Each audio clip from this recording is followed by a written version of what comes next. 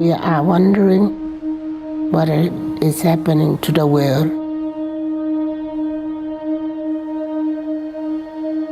Everything is changing.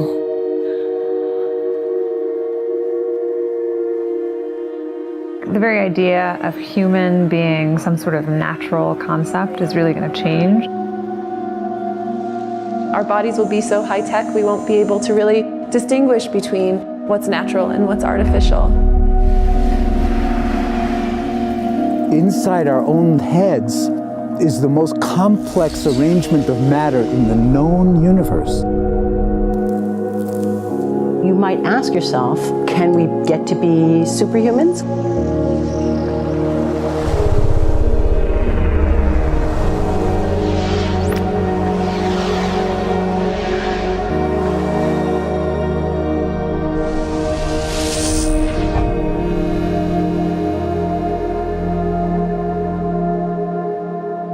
The original Industrial Revolution was driven by the discovery that you could use steam engines to do all kinds of interesting things.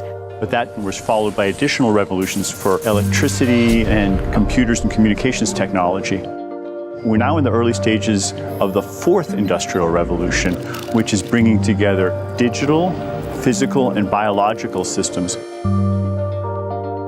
One of the features of this fourth industrial revolution is that it doesn't change what we are doing, but it changes us. With the ability to visualize brain activity, for example, through a simple consumer-based EEG device, it gives us access to ourselves in ways that we've never before thought possible. It unlocks the black box that is the brain and enables us to really, truly be able to realize an identity that is aspirational. There's now a scientific foundation for the effects of mindfulness on the brain, on the genome, on biological aging. And when the human mind does know itself, then you get the potential for a new renaissance that restructures itself in terms of our relationship to life, our relationship to the planet, our relationship to work. We need a different economic model. And by that I don't mean capitalism versus communism. What I'm talking about is a shift in the system along the lines of the two big changes that happened in the 20th century, Keynesianism, with a much greater focus on health and education and the role of government working with business, and then a reaction against that in late century to neoliberalism, where the focus was on free markets, freedom of the individual, and getting governments out of the way.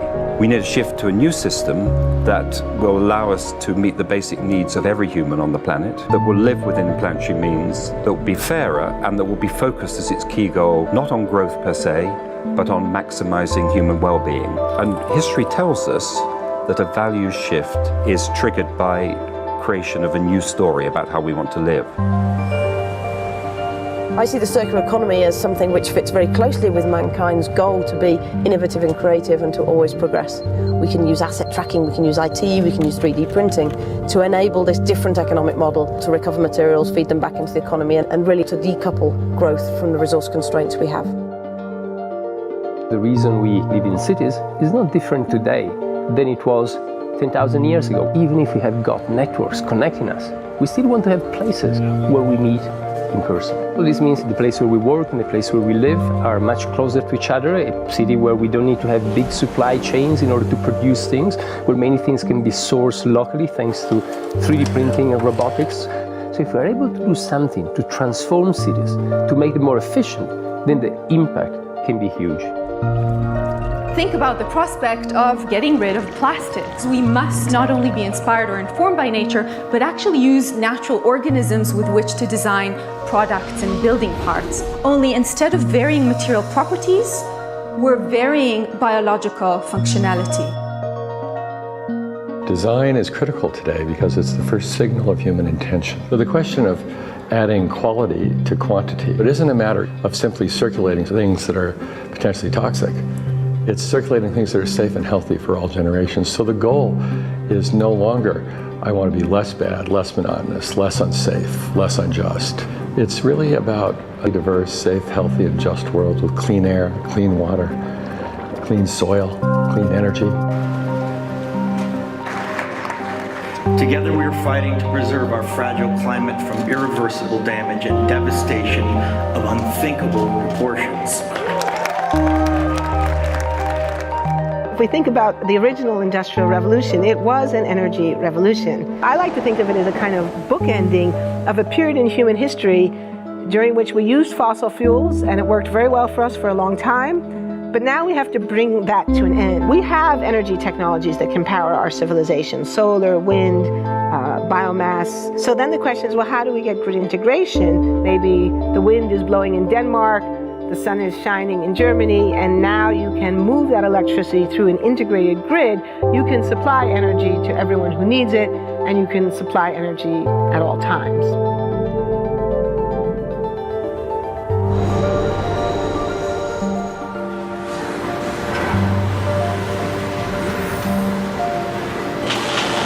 Walking around, you do see different stuff as far as like the body marriage line. They use a lot of things that help them lift up and move things to the car. You just sit there and, program something, and it has its own set mind to go ahead and do everything. And then as humans, we just come in and take the extra steps to help the technology. It's not the cure-all for everything. There's definitely a lot of things where people perform the operation better, but certainly for the right applications, robotics are a huge improvement for the process. The projection of 5 million jobs lost by 2020 to technology is serious, but it's not the main question. Construction, manufacturing, services, public health and education, these industries will still exist. The main question is, what will be the future of work? How will we define work? How will we share the wealth? From the viewpoint of the labor or jobs, now we really need new education or new training.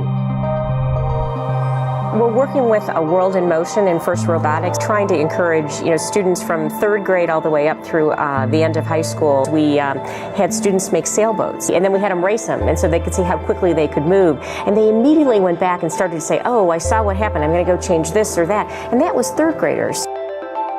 I just given a prize to a kid of 18 years old that has discovered something really very, very unique. Came up with how to get better productivity and better yields for seeds of corn. And so he basically came with the idea that if you would perforate these seeds, you would get more food. And you think about it and say, but he didn't go to university. So how does he get all that knowledge? And he told me, I've been watching YouTube since the age of 12, and I'm so interested that I've seen everything about it. I've read everything about it. The world is really open to learning. The thing is, how do you give the incentive to your kids to do that? It's this ability of digital technology to change outcomes, to truly empower people all over the world that can create a more equitable growth, because I think the world needs that. Fourth Industrial Revolution has the potential to make inequalities visible and to make them less acceptable in the future, and hopefully to gather and garner political support to take the necessary decision to reduce the gap. Humans have always been using tools, but because of the recent advances in technology, we're beginning to have machines that can augment us in all sorts of interesting ways. I was the first person in the world to be able to voluntarily move my legs while stepping in a robot by exciting the nervous system using electrical stimulators directly onto the spine. We believe that a cure will be possible if enough of the right people have the will to fast-track a cure for paralysis.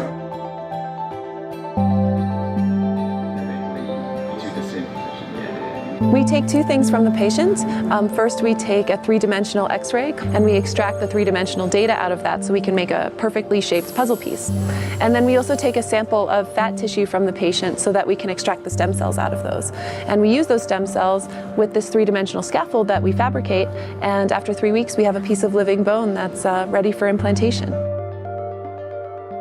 Being able to use genome editing to understand the genetic changes that lead to cancer, and technologies like drug delivery, getting molecules into particular types of cells. There's a lot of excitement about being able to move much more quickly on this disease.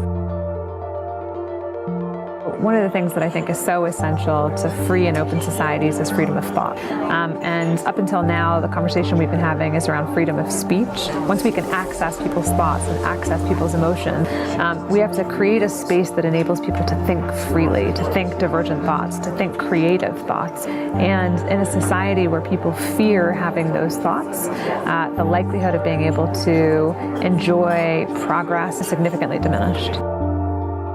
We need to take responsibility at every level of society, from the individual and the personal to the institutional to the global, to adapt to these technological challenges and changes which are redefining what it means to be human, what it means to work, what it means to be completely embedded in this world. People always ask me if I'm an optimist or a pessimist. The technology exists, but how do we get it and implement it at the scale we need at a price that people around the world can afford? Even though we have everyday problems we have to solve, we have to find a way to lay the foundations for the innovations of tomorrow.